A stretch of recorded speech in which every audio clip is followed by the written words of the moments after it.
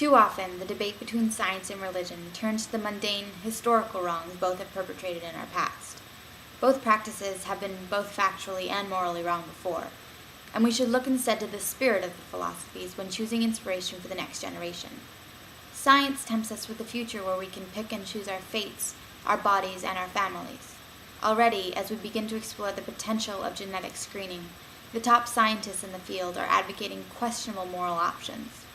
Few parents would ever claim to regret the birth of their child, but James D. Watson, co-discoverer of the structure of DNA, argues the prevailing emotion must largely be one of relief, of not being called to give love and support to an infant who never can have an existence whose eventual successes you can anticipate and share.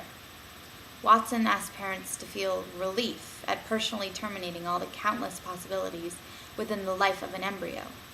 This is the disconnect between science and humanity. By playing this all-powerful role without the blessing of omniscience, civilization will miss all of those accidents that we can't imagine. What about the Helen Kellers or the Beethovens? George Washington, Albert Einstein, Thomas Edison, and Alexander Graham Bell were all known to have learning disabilities. Would modern scientists choose to alter these great men's brains before they were even born, in order to ensure that they were viable members of our society? The human race needs to understand the dangers of a disconnect with the natural world, and acknowledge the values religion has preached for thousands of years. Religion is the most original and organic belief system humanity has ever developed.